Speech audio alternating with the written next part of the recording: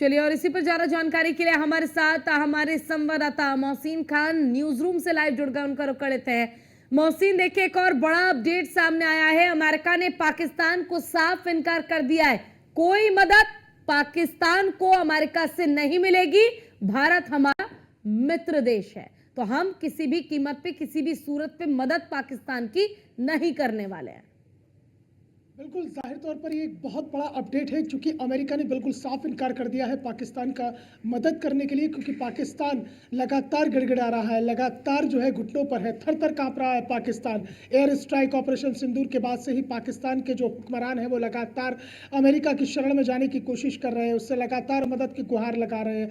कह रहे हैं कि साहब आप ही मध्यस्थता कर दीजिए और जाकर हिंदुस्तान में बात कर लीजिए कि अब युद्ध को रोक दिया जाए। हालाँकि युद्ध नहीं है, हमने जवाब दिया था। आपने पहलगाम के आतंकी हमले में जिस तरह से सिंदूरों का जो मांगों का सिंदूर उजाड़ा, जो वहाँ पर आंसू बहे थे, उन आंसुओं का हिसाब हुआ है। से जो मांगों का सिंदूर उजड़ा है, उन सिंदूरों का हिसाब हुआ है। तो उसमें पहलगामी आतंकी हमले का जवाब देने के लिए जो है ये एक एयर स्ट्राइक थी, और उस एयर स्ट्राइक के बाद में सारी तस्वीर को भारत ने साफ कर दिया था। एक एक चीज़ को बिल्कुल क्लियर कर कर बताया था कि पाकिस्तान के किस इलाके में, किस जगह पर कौन सा आतंकवादी संगठन चल रहा है, और उस आतंकवादी संगठन को कौन चला रहा है, उसका आका कौन है। एक एक चीज की ब्रीफिंग की थी। और सबसे बड़ी बात यह थी पूजा की उस ब्रीफिंग में 2 महिला अधिकारियों को शामिल किया गया था। एक कर्नल सोफिया कुरैशी आती है और दूसरी विंग कमांडर व्योमिका सिंह आती है। वो दोनों ही पूरी तफसील से पूरी जानकारी देती है, और प्रधानमंत्री नरेंद्र मोदी ने इन दोनों महिला सैन्य अधिकारियों को प्रेस ब्रीफिंग के लिए आगे करके बड़ा संदेश दिया कि तुमने धर्म पूछ पूछ कर वहां पर गोली मारी थी, लेकिन यह हिंदुस्तान है, यहाँ धर्म पूछ कर गोली नहीं मारी जाती है, यहाँ धर्म पूछकर किसी तरह से कहीं किसी को बांटा नहीं जाता, बल्कि यहाँ सबको समान अधिकार दिया जाता है। और यही वजह थी कि पीएम मोदी की सबसे भरोसेमंद महिला सैन्य अधिकारी सबसे आगे निकलकर सामने आई थी। उसके बाद से लगातार जो पाकिस्तान है वो गिड़गिड़ा रहा है और ये गुहार लगा रहा है कि उसकी मदद की जाए, लेकिन अब मदद करने के लिए अमेरिका ने साफ इनकार कर दिया है। और आधिकारिक बयान भी जो है अमेरिका की तरफ से आ चुका है। विदेश मंत्री ने तो प्रधानमंत्री जो शहबाज शरीफ है पाकिस्तान का, उसको बाकायदा हल्का फटकार लगाई और कहा कि आतंकवाद का समर्थन करना बंद करें, अब आतंकवाद को पनाह देना बंद करें। लेकिन उसके बावजूद भी अपनी नापाक हरकतों से पाकिस्तान बाज नहीं आ रहा है। लगातार एक के बाद एक हिंदुस्तान के अलग अलग शहरों को टारगेट करने की कोशिश कर रहा है, टारगेट करता है, उसकी कोशिश करता है, कोशिश नाकाम हो जाती है तो फिर अपने बयान से पलट जाता है और फिर वही झूठ का चेहरा जो है सबके सामने आ जाता है और अंतर्राष्ट्रीय मंच पर पाकिस्तान पूरी तरह से बेनकाब हो जाता है।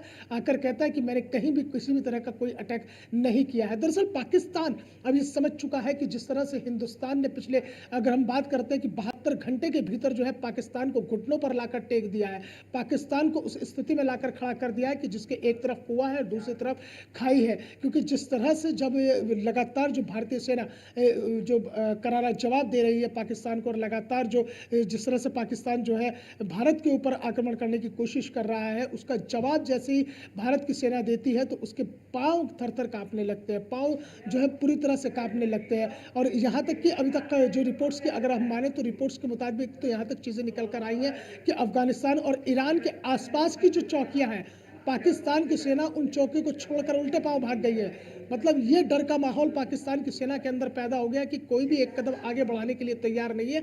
हाँ, बनिस्बत एक कदम आगे बढ़ाने के 10 कदम पीछे हटाने के लिए तैयार है। तो एक बड़ी अपडेट है और बड़ी अपने आप में बात है कि अमेरिका ने जो दोस्ती का हाथ हिंदुस्तान की तरफ बढ़ाया था, और वो हिंदुस्तान की तरफ बढ़ा हुआ दोस्ती का अमेरिका का हाथ जो आज मजबूत है, क्योंकि इधर प्रधानमंत्री नरेंद्र मोदी है जिनका 56 इंच का सीना, वो कहते 56 इंच का सीना लेकर मैं पीओके पर चढ़ाई करूंगा, और ये वादा किया था। अब देखिए एक एक करके वादे पूरे हो रहे हैं। तो अब सबके जहन में एक ही सवाल तैर रहा है कि कहीं अब बारी पीओके तो नहीं है कि पीओके पर चढ़ाई करके बिल्कुल अब के फुल और फाइनल कर दिया जाएगा। ना आतंक रहेगा, ना आतंक का नामो निशान रहेगा, और ना आतंक की पनाह गाह को निकलने वाला रास्ता वो पीओके से होकर गुजरेगा। पीओके पर भी इसलिए लगातार पीओके के अलग अलग इलाकों में बड़े अटैक हो रहे हैं। तो कुल मिलाकर इन तमाम चीज़ों के बीच में जो है पाकिस्तान फिलहाल बैकफुट पर है। हालांकि पाकिस्तान की तरफ से एक बयान ये भी निकल कर, अलग अलग बयान आ रहे हैं, अपने बयानों में मान रहे हैं कि जो भारतीय सेना है वो लगातार पाकिस्तान के ऊपर आक्रमण कर रही है, पाकिस्तान के ऊपर हमला कर रही है। ये घोषित युद्ध नहीं है पूजा, ये अघोषित युद्ध जैसे हालात बने हुए हैं। और यह अघोषित युद्ध जैसे हालात भारत ने नहीं बनाए हैं, ये पाकिस्तान ने बनाए हैं, क्योंकि पाकिस्तान ने सबसे पहले शुरुआत की थी।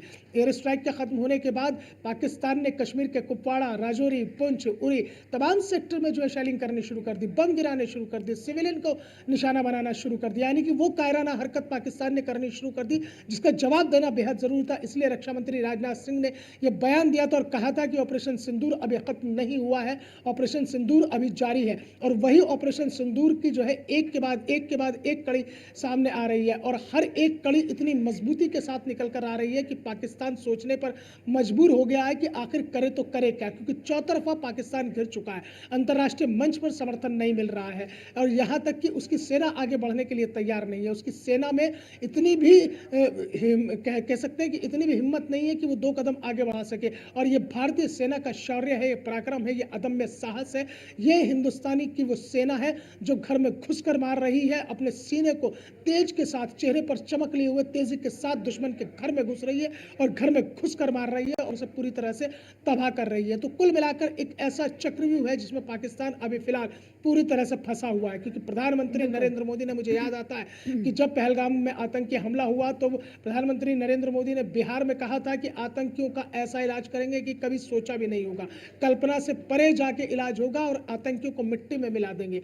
फिर योगी आदित्यनाथ ने साफ तौर पर कहा था, उत्तर प्रदेश के मुख्यमंत्री हैं, और यहाँ से एक झलक भी दिखा दी थी पाकिस्तान को कि अगर युद्ध के हालात बनते हैं तो यह वही उत्तर प्रदेश की सरजमी होगी जहां से उत्तर प्रदेश की सरजमी पर न केवल जंगी और लड़ाकू विमान उतर सकेंगे, अपनी वैकल्पिक जो है उनकी लैंडिंग हो सकेगी, बल्कि इसी उत्तर प्रदेश की सरजमीन से निकलने वाले जो जवान हैं वो भी पाकिस्तान के सीने पर चढ़कर वार करेंगे। और कहा था मुख्यमंत्री योगी आदित्यनाथ ने कि हम किसी को छेड़ते नहीं और कोई हमें छेड़ता है तो हम उसे छोड़ते नहीं है। तो दोनों ही बातें हो गई, मिट्टी में भी मिल गई और हमने छोड़ा भी नहीं है। तो कुल मिलाकर प्रधानमंत्री नरेंद्र मोदी के इस बयान के बाद से जो एक पूरा चक्रव्यूह रचा गया, उस चक्रव्यूह में फिलहाल पाकिस्तान फंसा हुआ है पूजा। बिल्कुल, देखिए, और उस चक्रव्यूह से निकल पाना पाकिस्तान के लिए इतना आसान भी नहीं होगा। लेकिन मोहसिन, यहाँ पर एक बड़ा सवाल ये भी उठता है, जिस तरीके से घोषित युद्ध का ऐलान पाकिस्तान ने किया है, अगर हम सैन्य शक्ति की बात कर ले या हथियारों की बात कर ले, तो पाकिस्तान भारत से काफी कमजोर है। और बावजूद इसके आप हिम्मत देखिए पाकिस्तान की कि वो भारत से युद्ध करने के लिए, टक्कर देने के लिए तैयार है, हालांकि वो टक्कर में कहीं भी खड़ी नहीं है।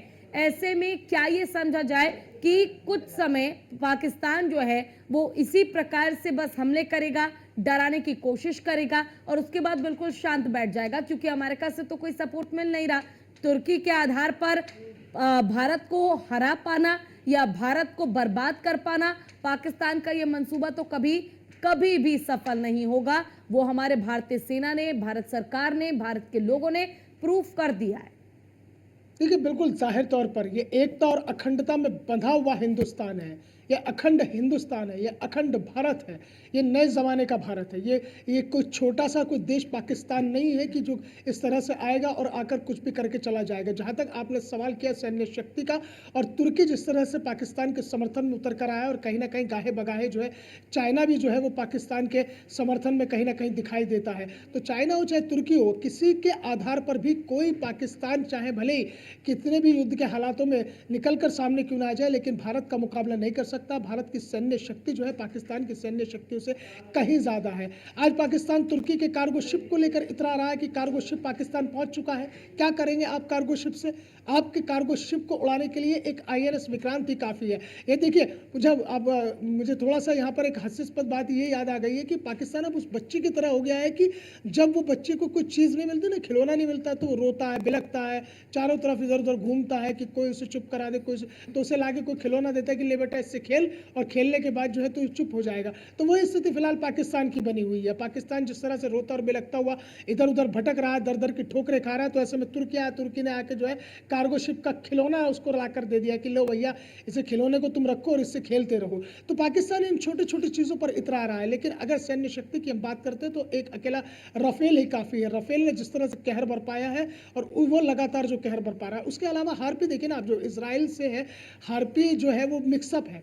दरअसल वो मिसाइल और ड्रोन का मिक्सअप है हार्पी। उस हार्पी का ये अटैक है कि जिसने लाहौर जैसे शहर को दहला कर रख दिया, पाकिस्तान के 12 शहरों को दहला कर रख दिया। ऐसी हार्पी हमसे है, उसका मिक्सअप है हमारे पास इंडियन डिफेंस सिस्टम है, हमारे पास S-400 आकाश जैसे हैं जिन्होंने पूरे हमलों को नाकाम किया है। तो S-400 सुदर्शन की अगर बात करते हैं तो वो अपने आप में इतनी टेक्निक वाला है कि अगर कहीं भी कोई मिसाइल या कोई इस तरह से ड्रोन कहीं भी उड़ता हुआ दिखाई देता तो 500 से तकरीबन 5000 मीटर की जो है पूरी रेडियस में वो है उसको पूरा डिटेक्ट करता है, और डिटेक्ट करने के बाद में सुदर्शन चक्र जो है S-400 सुदर्शन है वो पूरे से डिटेक्ट करता है। डिटेक्ट करने के बाद जो भारतीय सेना तुरंत जो है उसको मिसाइल को या कोई भी दुश्मन का ड्रोन होता है उसे मार गिराती है।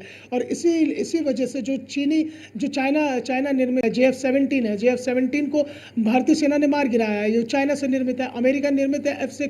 F-16 को भी मार गिराया है।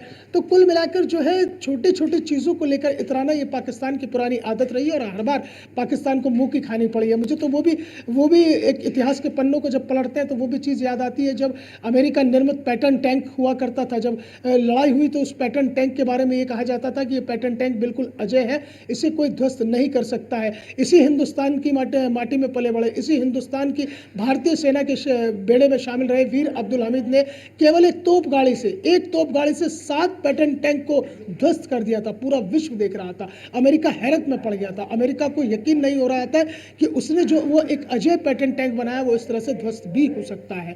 तो यानी कुल मिलाकर पूजा ये है कि पाकिस्तान चाहे तुर्की की शरण में चला जाए, चाहे चाइना की शरण में चला जाए, चाहे कार्गो शिप पर इतरा ले या फिर भाड़े पर मिले हुए हथियारों पर इतरा ले, वो हिंदुस्तान का मुकाबला किसी भी मामले में करने के लिए तैयार नहीं है।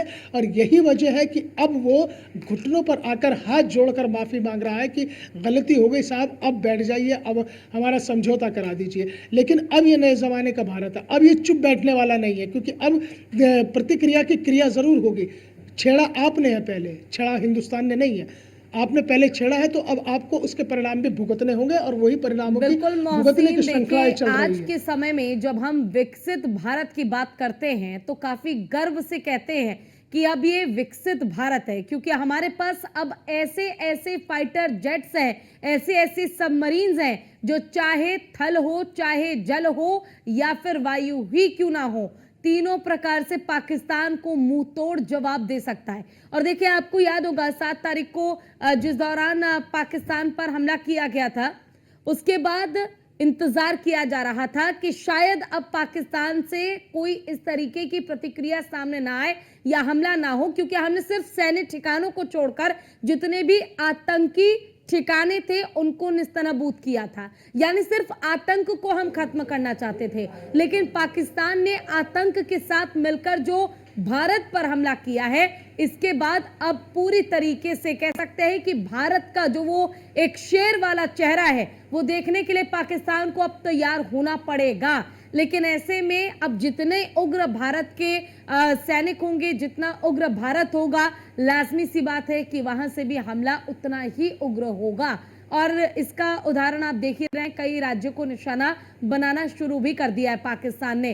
तो ऐसे में जो युद्ध की स्थिति बन रही है, लोगों का सुरक्षित रहना, ब्लैकआउट के समय अलर्ट रहना, सायरन बजने पर अलर्ट रहना, ये तमाम चीजें बहुत जरूरी हो जाती है, जिनका ध्यान रखना हर एक भारत के नागरिक का बहुत जरूरी है। देखिए, बिल्कुल ज़ाहिर तौर पर सुरक्षा तो अपने आप में बड़ी महत्वपूर्ण हो ही जाती है, और यही वजह है कि जो पाकिस्तान की सीमा से सटे हुए शहर हैं, ख़ासतौर से पंजाब, राजस्थान के कई इलाके हैं, पंजाब के कई इलाके हैं, इसके अलावा जो पंजाब प्रांत है जो बिल्कुल पाकिस्तान की सीमा से सटा हुआ है, गुरदासपुर हो गया पंजाब का, तो ये तमाम ऐसे इलाके हैं जिनको निशाना बनाने की कोशिश किया। और वही जो सॉफ्ट टारगेट है, उन टारगेट को पाकिस्तान ने सबसे पहले अपने लक्ष्य पर लिया। लेकिन अब पाकिस्तान परेशान इस बात से है, पाकिस्तान के माथे पर चिंता की लकीरें इसलिए खिंच रही है, वहाँ के हुक्मरानों के माथे पर चिंता की लकीरें इसलिए खिंच रही हैं क्योंकि उसे कोई भी ऐसा रास्ता नहीं मिल रहा है जहां से वो भारत के ऊपर हमला करने की जरूरत भी कर सके। कोशिशें की, लेकिन उन कोशिशों को फौरन ही नाकाम कर दिया गया, सेकंडों में नाकाम कर दिया गया। उन सेकंडों में नाकाम होने के बाद अब पाकिस्तान जो है पूरी तरह से बौखलाया हुआ है, यानी कि कहीं ना कहीं जो अघोषित युद्ध जैसे हालात बन रहे हैं उसकी शुरुआत तो पाकिस्तान ने कर दी, लेकिन अब उसे ये लग रहा है कि वो अब करे तो करे क्या। जहां तक बात आपने की है सुरक्षा को, उसको लेकर जो है केंद्र सरकार ने भी एडवाइजरी जारी की है। उसके